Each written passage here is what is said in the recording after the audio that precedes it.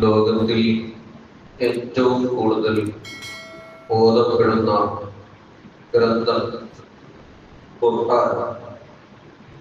ഖുർആനിന്റെ അർത്ഥം തന്നെ ഓതപ്പെടുന്നത്. ഖുർആൻ എന്ന് പറഞ്ഞാൽ ഓതപ്പെടുന്നത്.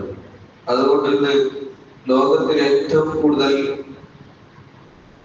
ഓതപ്പെടുന്ന ഒരു ഗ്രന്ഥം ഉണ്ടെങ്കിൽ അത് ഖുർആൻ. ഖുർആൻ ഏത് നിമിഷങ്ങളിലും ഓതിക്കൊണ്ടിരിക്കും ലോകത്തിൽ, ഓരോ നാടുകളിലും. നിങ്ങൾ നോക്കൂ, നമുക്കൊരു ബുക്സ് വായിച്ചാൽ അതിന്റെ വിഷയങ്ങൾ മനസ്സിലാക്കിയാൽ പിന്നെ ഞാൻ അത് ഓതുകയില്ല. പക്ഷേ ഖുർആൻ എത്ര മനസ്സിലാക്കി ഓതിയാലും വീണ്ടും വീണ്ടും അതിൽ നമുക്ക് പഠിക്കാനുണ്ട്, ഉൾക്കൊള്ളാണ്. അതുപോലെ ഓതിയാൽ മടുക്കാത്ത ഗ്രന്ഥമാണ്. കേട്ടാലും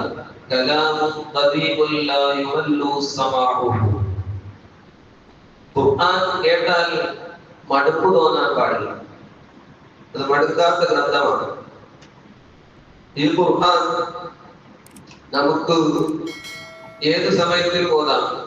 സാധാരണ ടൈം പാസിന് വേണ്ടി പലരും ചെയ്യുന്നു. നോമ്പ് നോറ്റവർ ചിലരുണ്ടാകുന്നു, ടൈം പാസിന് വേണ്ടി ലൂഡോ കളിക്കുന്നു, മൊബൈൽ പാടില്ല.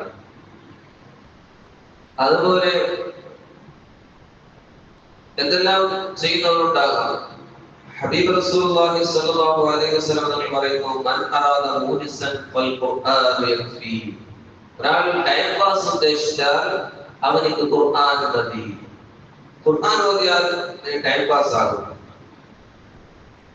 എന്നാൽ ഈ ഖുർആൻ ഓതുന്നവർ നാം ആകണം.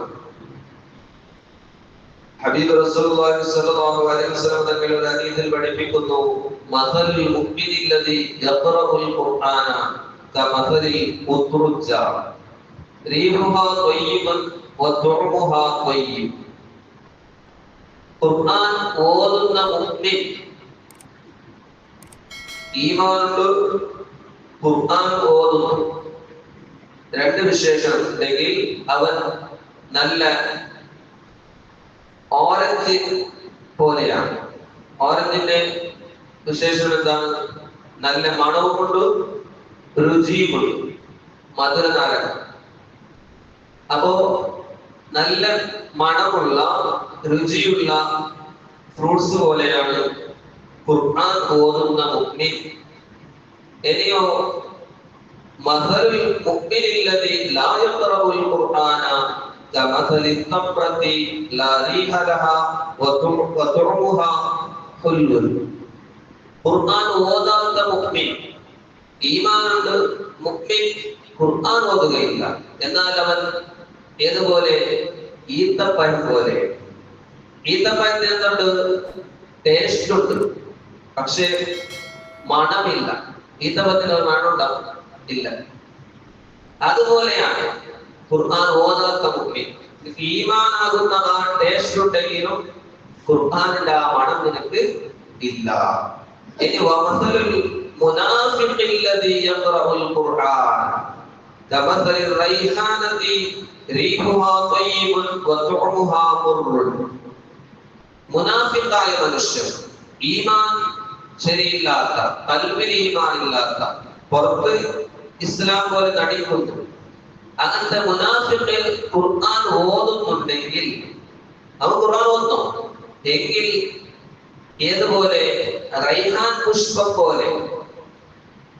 അതിനെന്തുണ്ട്? നല്ല മണമുണ്ട്, പക്ഷെ ഉള്ളിലെത്തില്ല, കയ്പ്, ടേസ്റ്റ് ഇല്ല. അതുപോലെ മുനാഫിഖ് ഖുർആൻ ഓതുന്ന അവനിക്കൊരു മണം ഉണ്ടാവും, പക്ഷെ ഉള്ളിലെത്തില്ല. ഈമാൻ ഇല്ലാത്തത് കൊണ്ടും അതിന് ടേസ്റ്റ് ഇല്ല, കയ്പാണ്. ഇനി നോക്കൂ, വമസലുൽ ഫാജിരില്ലദീ ലാ യഖറഉൽ ഖുർആന കമസലിൽ ഹൻദല തുഅമുഹാ മുർറുൻ വലാ റീഹ ലഹാ. തമ്മാടിയായ, ദോഷിയായ മനുഷ്യൻ, ഈമാനും ശരിക്കുമില്ല, പിന്നെ ഖുർആനും ഓതുന്നില്ല എങ്കിൽ അവൻ ഹംദല കായിയെ പോലെ. ഹമ്മ എന്ന് പറഞ്ഞ ആറ്റങ്ങ കായ പോലെ ഈ നല്ല കൈപ്പുള്ള ഒരു കായാണ്. അതിന് മണവും ഇല്ല, രുചിയും ഇല്ല. അപ്പൊ അത് ഈമാനും ശരിക്കില്ല, ഖുർആനും ഓർത്തില്ലെങ്കിൽ അവൻ ആ കൈപ്പ കായ പോലെയാണ്. അതുകൊണ്ട് നാം എന്താവണം? ഓരത്തെ പോലെ ഖുർആൻ ഓതുന്ന മുഅ്മിൻ ആവണം. നാം ഓതുന്ന ഖുർആൻ ഓരോ അക്ഷരത്തിനും പ്രതിഫലമുണ്ട്. റസൂലുള്ളാഹി സ്വല്ലല്ലാഹു അലൈഹി വസല്ലം തങ്ങൾ പറയുന്നു, മൻ ഖറഅ ഹർഫൻ മിൻ കിതാബില്ലാഹി ഫലഹു ബിഹി ഹസന.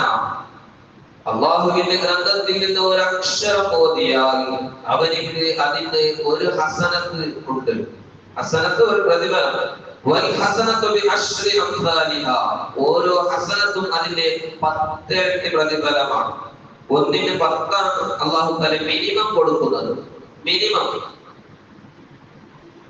ലാ അഖൂലു അലിഫ് ലാം മീം ഹർഫുൻ വലാകിൻ അലിഫുൻ ഹർഫുൻ വലാമുൻ ഹർഫുൻ വമീമുൻ ഹർഫുൻ. അലിഫ് ലാം മീം ഇങ്ങനെ ഓതണം.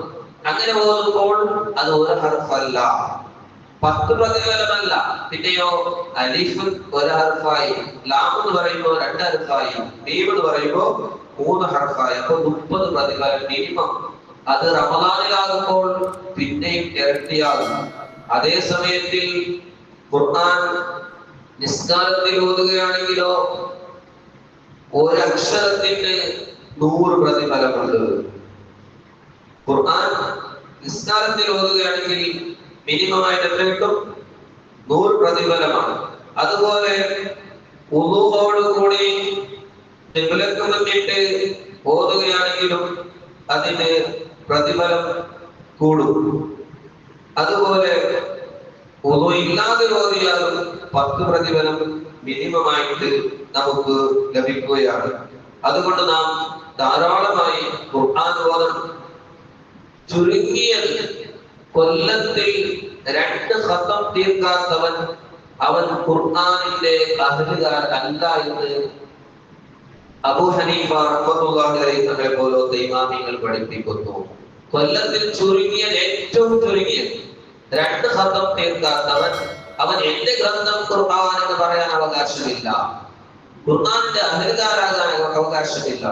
അതുകൊണ്ട് നമ്മുടെ ഗ്രന്ഥം ഖുർആൻ നാം പറയുമ്പോൾ ഏറ്റവും ചുരുങ്ങിയത് കൊല്ലത്തിൽ 2 പ്രാവശ്യം. നമുക്ക് അവസരം റമദാനിൽ ദിവസം ഒരു ജുസ് ഓതിയാൽ ഒരു ഖത്തമായി, അല്ലാത്ത സമയത്തിൽ 2 പേജ് ഓതിയാൽ ഒരു ഖത്തമായി.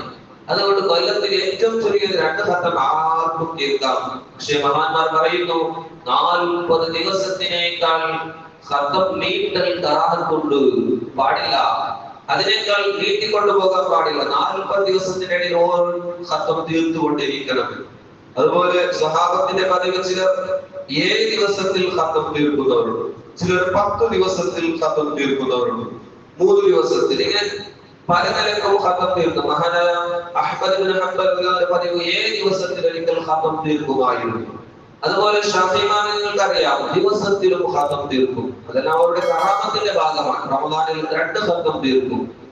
നിങ്ങൾക്ക് കഴിഞ്ഞ നമ്മളിന്റെ വിട്ടുവരുന്ന കൂറത്തങ്ങളെ നമുക്ക് കേട്ടില്ലേ, ഒരു റമദാൻ 28 ഖത്തം തീർക്കുക. മഹാനായ താജുൽ ഉലമ റമദാനിൽ 15 ഖത്തം ഓതുമായിരുന്നു.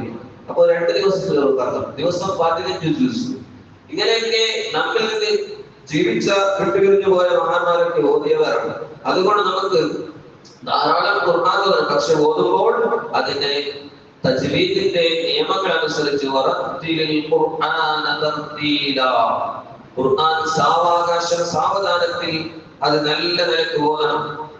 പക്ഷേ നമുക്ക് ഖുർആൻ ഓതുകയാണെങ്കിൽ അത് ഏറ്റവും ശ്രേഷ്ഠമായ ഒരു ഇബാദത്താണ്. അഫ്ളലു ഇബാദത്തി ഉമ്മത്തി തിലാവത്തുൽ ഖുർആൻ. എന്റെ ഉമ്മത്തികളുടെ ഇബാദത്തുകളിൽ വെച്ച് ഏറ്റവും ശ്രേഷ്ഠമായ ഇബാദത്ത് ഏത് എന്ന് ചോദിച്ചപ്പോൾ അത് ഖുർആൻ എന്ന ഹബീബായ റസൂലുള്ളാഹി സ്വല്ലല്ലാഹു അലൈഹി വസല്ലം തങ്ങൾ പഠിപ്പിക്കുന്നു. ഒരു ഹദീസ് മാത്രം പറഞ്ഞിരുത്താം. നിങ്ങൾ നോക്കൂ, ഖുദ്സിയായ ഹദീസ്. അല്ലാഹു റബ്ബ് സുബ്ഹാനഹു വ തആല പറയുകയാണ്, മൻ ശഗലഹു ദിക്രി അഅതൈതുഹു അഫ്ദല മാ ഉദിസ് സാഹിലി. وفضل كلام الله على سائر الكلام كفضل الله على خلقه. ഒരാൾക്ക് എന്റെ ദിക്ർ, അല്ലാഹുവിനെ പറയുന്ന ദിക്റിൽ ഏറ്റവും ശ്രേഷ്ഠമായത് ഖുർആൻ. അതുകൊണ്ട് ഖുർആൻ ഓതുമ്പോൾ ഒരാൾക്ക് മറ്റ് ഇബാദത്തുകൾ തടസ്സമായി. ഒരാൾ ദുആ ചെയ്യുന്നു, പിന്നെ ഒരാൾ തസ്ബീഹ് പറയുന്നു, പിന്നെ ഒരാൾ മറ്റ് ദിക്റുകൾ ചൊല്ലുന്നു. പക്ഷെ ഇവൻ ഖുർആൻ ഓതുന്നു. ഖുർആൻ ഓതുന്ന ആൾക്ക് ദുആ ചെയ്യാൻ സാധിക്കുന്നില്ല. അപ്പുറത്ത് കുറേ ദുആറുണ്ട്.